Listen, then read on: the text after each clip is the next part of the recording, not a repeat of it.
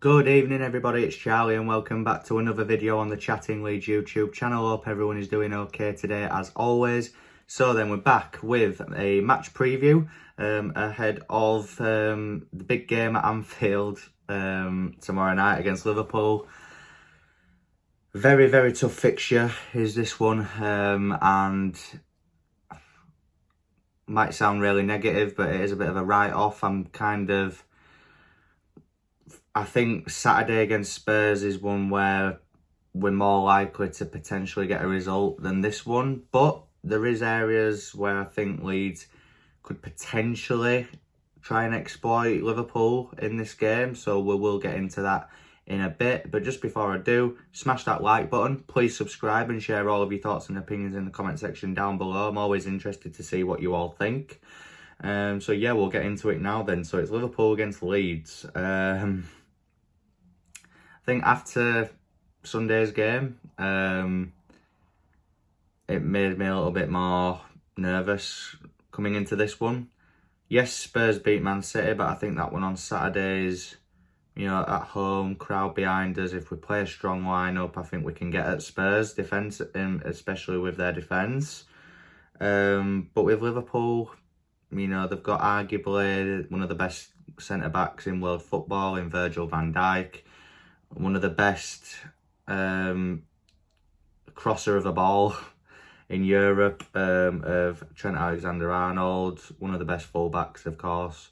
Got Andy Robertson, Salah, Mane, Firmino, Jota, Luis Diaz. The list goes on. Fabinho. They've got world-class players all over the pitch, and it's going to be a very, very tough ask to get anything in this game. But I think that the area where we can exploit them, I've seen other people say this, and it's actually right. I've gone back and I've watched highlights of Liverpool. They do defend with a really high line. Now, if we've got Dan James and Rafinha in from the start, which is what I hope, on either wing, if their run is timed perfectly and if the ball is timed perfectly into them, we can definitely get in behind them quite easily. I've seen other teams do it this season. I felt Norwich were very much in that game on Saturday, from what I've seen. But Liverpool just turned it on in sort of the last half an hour, and that's how they managed to get the result. Burnley made life really difficult for them at Turf Moor. They only just won that 1-0, did Liverpool.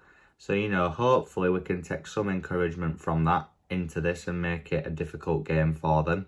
I think Trent Alexander-Arnold and Andy Robertson are amazing fullbacks, world class, going forward. Defensively, they can definitely be got at. We saw at Anfield last season that Jack Harrison got the better of Trent. Yes, it's a long, well, I say a long time ago. It's quite a while ago now. But you have to take the small bits of encouragement whenever you can, I guess. But look, Dan James's pace, Rafinha's pace, and technical quality can hopefully be the difference in Leeds not getting a result and getting a result. I think the best case scenario for Leeds in this game is that we get a point.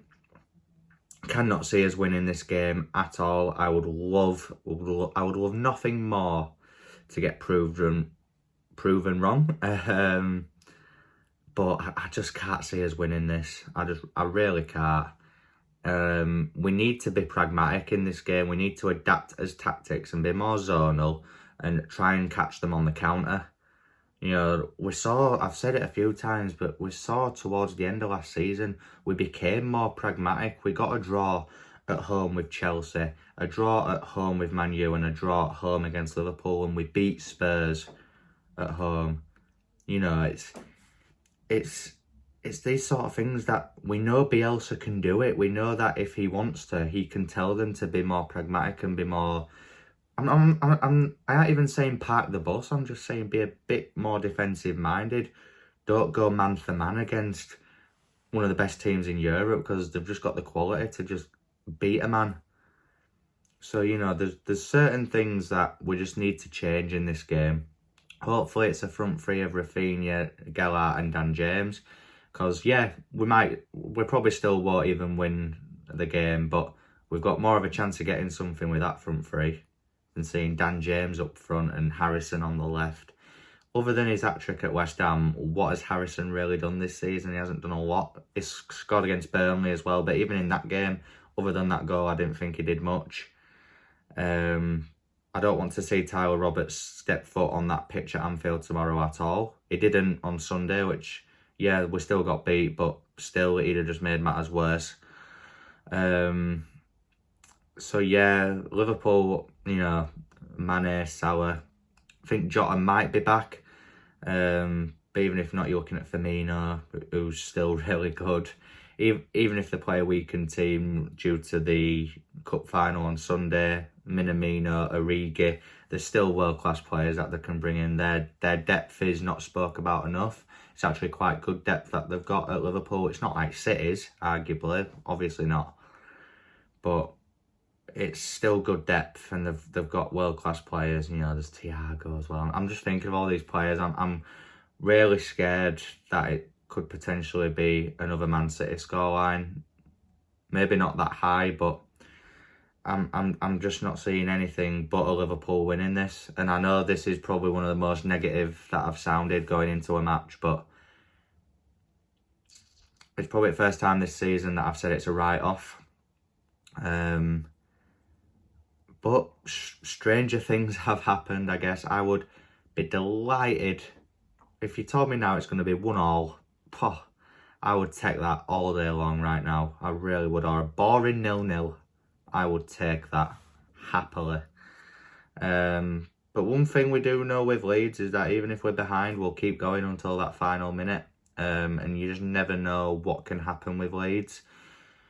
That game on Sunday, you know, it was awful conditions. There have been a lot of effort, a lot of blood, sweat and tears. And we only played Sunday and it's Wednesday now. Yes, Liverpool played Saturday, but they did rest a lot of players. So there'll be players potentially playing in this game that have had extra time off and they'll be more fresh. We've only just played on Sunday, and due to the injuries, it'll either be the same lineup or it'll be a similar lineup. Obviously, Koch is out of this game now due to the head injury that he sustained on Sunday. But other than Koch being out, it'll either be a similar lineup or they might change it a bit up top. I would love to see a defensive change and put Cresswell in, just give him a go. You might as well. I think Llorente has been poor of late, but he'll still play. Of course he will. Firpo needs to start as well because he did really good when he come on against Man U. Rafinha needs to be more involved like he was on Sunday when he came on, but he needs to be like that from the get-go, basically.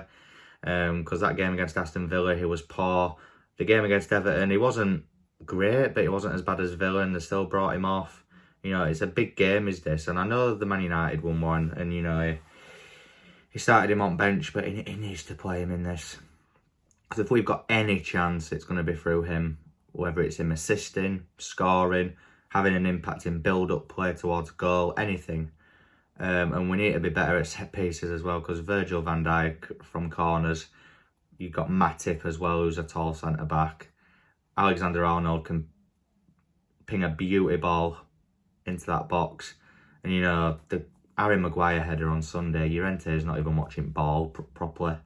It's just basic defending. I'm not even saying that, yeah, he might have still scored, but at least have your eye on ball and make an effort. I don't know. I just think Bielsa needs to majorly adapt his tactics for this one, unless it could be another hammering, and it's not going to do the players any good. You know, we're shipping way too many goals at the minute. It's not good for the confidence levels at all. You know, if we get hammered again at Anfield, then we've got to play Spurs on Saturday, who are on a high after beating Man City. But you never really know what Spurs are going to turn up, because prior to beating City they'd lost 3 on the bounce. I don't know. I don't know what to think. once this week's out of the way, then we've got Leicester, who, you know, aren't in particularly great form. There's a chance there. Then we've got a big one against Norwich at Ellen Road, which is must win. Oh no, we've got Villa as well, sorry, haven't we? Yeah, we've got Aston Villa at home, which, you know, we drew 3-3 with them at their place. That could be potentially an opportunity. You know, they lost at home to Watford. You know, we need to start picking up points soon. We really do. Do I think we're going to get a point or anything out of tomorrow? No. My score prediction, and this is me being optimistic, I'm going to go 3-0 to Liverpool. I think it'll be the same scoreline as what it was at Ellen Road earlier on in the season. They're probably the best footballing team I've seen play at Ellen Road in a while. Obviously, I went to Man City when they beat us 7-0. Obviously, that was away, but in terms of being at Ellen Road, that Liverpool side were the best I've seen us play. It's going to be very difficult, but if Bielsa adapts his tactics, we may see a different outcome, but I just don't think he will. If he tries doing the man marking system against this team, you will get severely punished, and it's going to be a very long evening. But yeah, I'm sorry it's been really negative, guys, but that's just how it is at the moment. If we had KP in there, I'd maybe feel a bit more confident in terms of obviously solidifying that midfield, but he ain't there. So we've just got to keep everything crossed and just hope that it isn't embarrassing. That's all we can hope for, I think, in this one. But if you've enjoyed this video, guys, smash that like button. Please subscribe and share all of your thoughts and opinions in the comment section down below. And I'll see you in my post-match reaction after the game tomorrow night. And I'll see you in a bit.